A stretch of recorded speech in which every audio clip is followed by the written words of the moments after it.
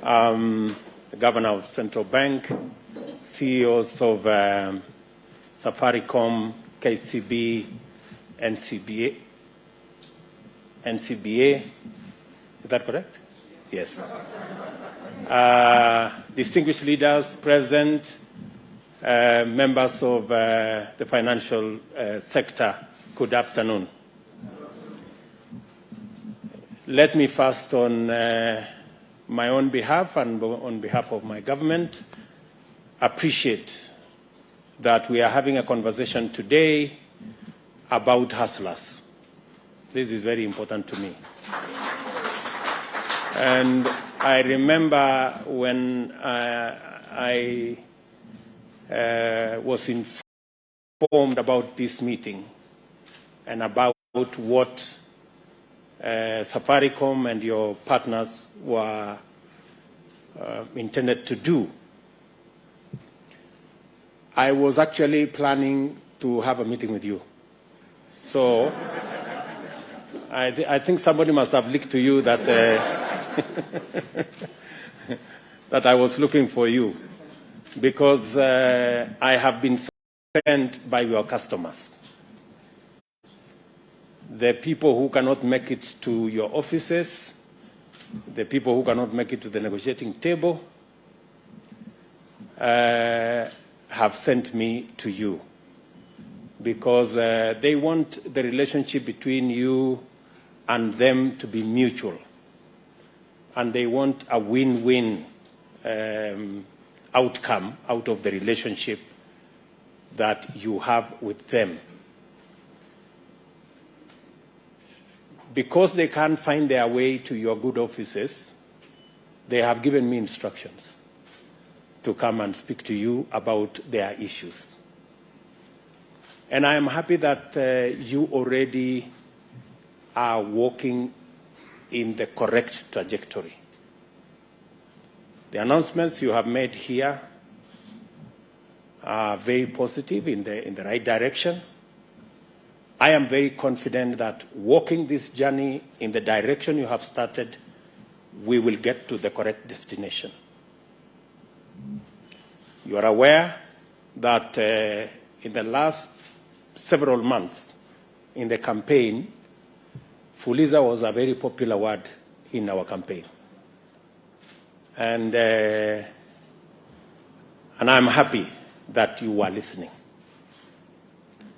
And because you are listening, today you have made a very positive statement on matters Fuliza. First, I am very happy that between 4 and 5 million Kenyans will, by beginning of November, they will be out of the blacklisting. That is very important. Very important, because these 4 million Kenyans have been excluded from any formal borrowing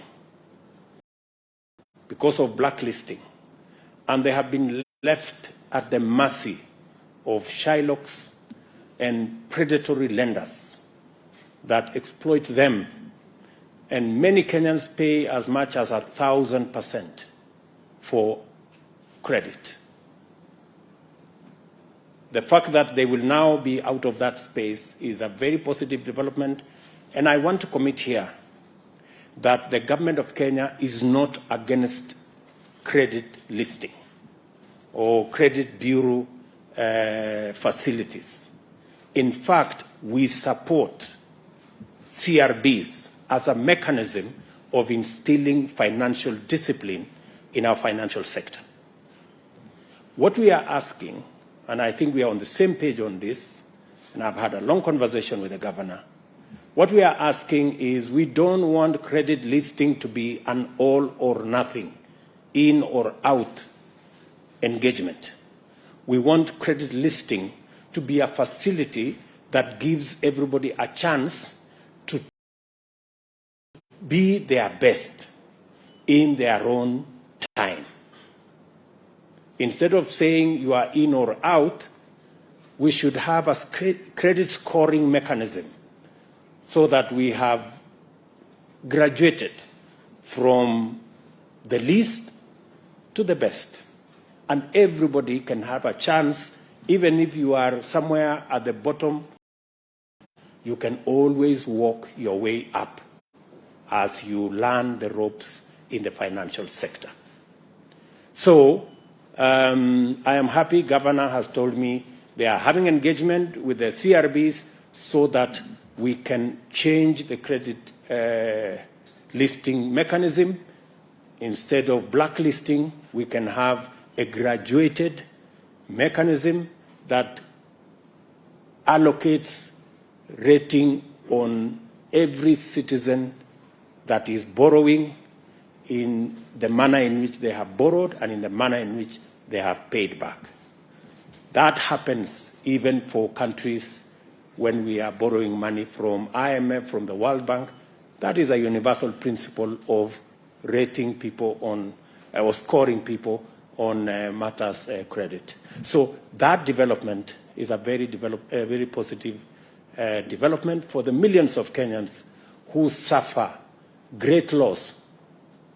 They are excluded from formal borrowing, and they are also excluded from many other things. Some people lose jobs. Some people lose opportunity to be hired because when they are asked to bring their credit listing status, if you are blacklisted, then you are told you are not a very good person. So that will now redeem close to 4 million Kenyans, and I want to say to Safaricom and your partners, you're walking in the right direction. Secondly, we have agreed, and I am happy the CEO of Safaricom has announced here that access to Fuliza, the interest rate will come down by 50%. That is a step in the right direction. And many people will benefit from this step. I am very confident that we can do more and we can do better. And I want to encourage Safaricom and your partners to continuously assess this facility so that progressively we can move towards a much more favorable interest regime that gives majority of Kenyans the opportunity to have flexible arrangements on their financial requirements. I also want to say the following, that Fuliza is addressing a certain category of borrowers on short term. As you have indicated yourselves, there is more traction towards 14 days, 11, 14 days. It should speak to you that you need to think about other instruments and other facilities that should be able to take care of a slightly longer term borrowers. I also want to state here that the government of Kenya, and I have the nominee for Treasury here and the nominee for ICT here, we are going, these two gentlemen will be working with you in the financial fintech space because we want to work on credit, especially for our micro, small, and medium enterprises. That is the space where we have the largest opportunity. That is the space that employs almost 80% of our population, and yet they are constrained by access to credit. I have listened to many of them in the campaign trail. I was giving these good people an example of Shiko in Ruaka Market and her team. They borrow 1 million shillings every day, and they pay as high interest as 10% per day, which translates into 3,600% per year. Shiko and her team, they don't want free money. They are telling me, Mr. President, can we pay the same interest that Kenya Breweries is paying? Can we pay the same interest that the big companies are paying? That's all they're asking, and I don't think it's too much to ask. So, progressively, and the assignment I'm going to be giving to these two gentlemen is to work with you in the private sector to develop a product where Shiko, a mamamboga in Ruaka, and a boda person can also have access to credit at single-digit rate. And I am willing to work with you in a public-private arrangement so that we can mitigate some of the risks that come with lending to that category of Kenyans. I am very confident. I am very confident that if we give Shiko and her team, and many of them in Kenya, the opportunity to borrow at single-digit interest rate, they can double, if not triple, their business. And it is good for everybody. It is good for the fintech companies. It is good for the banks. It is good for the taxpayer. It's good for the taxman. And it's also good for me. So I think we can have a win-win. I think it's good. We are going to have a win-win arrangement. So in the short term, the assignment Eliud Owalo and my good friend Professor Njuguna will have is to structure with yourselves the Hustler Fund. We are ready to commit public resources to underwrite some of the risks so that chamas, cooperatives, SACCOs can access credit at single-digit interest rate. This is the future we are looking at. And from where I sit, we can make it a reality in a very short time. Secondly, in this space, we should also, and I have heard from NCPA, we should also find the model that encourages savings. Borrowing functions best when we have savings, because you cannot borrow what you don't have. And we have continuously borrowed the savings of others, and that is why we are becoming slaves to our lenders. It is time every Kenyan, and we are working with other sectors, including NSSF and other financial instruments, to make sure that we take our savings from the current maybe 9, maybe 10% of GDP to 20, 25% of GDP. That way, we can have not just a secure present, but we can also have secure or ensure our future.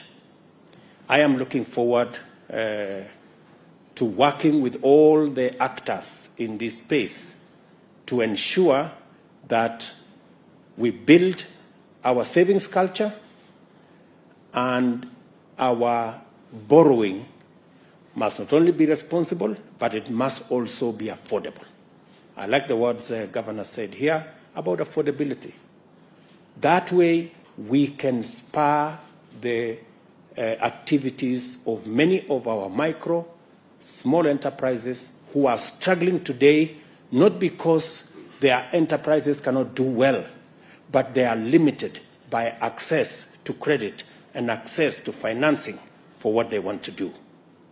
We will also be working on ensuring that our stock exchange also works better. It can also be another source of making sure that we can raise resources that can help build our enterprises. That is why I have created the Ministry for Trade, Investment, and industry, so that we can look much more closely to our financial markets, work much more closely with our state-owned enterprises, look critically at some of them, and assess the ones we can bring the Kenyan public to be owners of some of these state-owned enterprises, so that we can share in the profits, and we can also release some resources for us to be able to deliver on some of our infrastructure requirements instead of borrowing either from the market locally or borrowing from the external market. We will be working together in this space, and I know I've disturbed Governor a lot with many telephone calls, but I appreciate that he's been forthright and a gentleman. And sometimes when you see too many of my calls, it's because your customers are on my case. So just take it positively. It's nothing personal. It is because somebody must do the bidding for those who cannot access the offices that they need to. So this afternoon, ladies and gentlemen, I am very happy to be part of this occasion. I look forward, Ndegwa and your team, I look forward to, we've done, as the Governor said, we've made the first step. I hope we'll be making the other steps so that we've come down 50%, maybe we can do another 50%. You know, in those many steps Governor was talking about. So that, you know, there is no harm. We've already set a record for ourselves. M-Pesa in itself is a Kenyan innovation that has really taken the world by storm. Why don't we try another feat that is not only giving us financial inclusion, it is giving us affordable credit. You know, we can begin to walk that journey. And I think you yourselves have seen the value of scale. M-Pesa was 600,000 people. Now it is 20 million, 31 million, you see? So, and you're making more money with charging less than you are charging more with few people. So I think this is I'm not teaching you what to do. You know better than me. So I will encourage you to walk that journey. Governor, please explain to our good friends in the CRB space that it's not our position that we are against CRBs. No, our position is that we should change the model of listing so that we do not make it an all or nothing, and we do not criminalize, and we do not unfairly disadvantage borrowers, but we give them an opportunity to be listed, to be scored, so that we have a graduated list that people can work their way up. So let me say I am happy to be part of this very important step in our country, and I look forward to working with you, making credit for millions of citizens accessible. My two friends here will have a clearer brief on what we need to achieve as an administration, and we are going to work with you to make sure that we go that journey together. I'm also happy, Governor, that you are bringing into the regulation space our online betting companies. Because we also want them to pay taxes. At the moment, they are operating in a space that is opaque.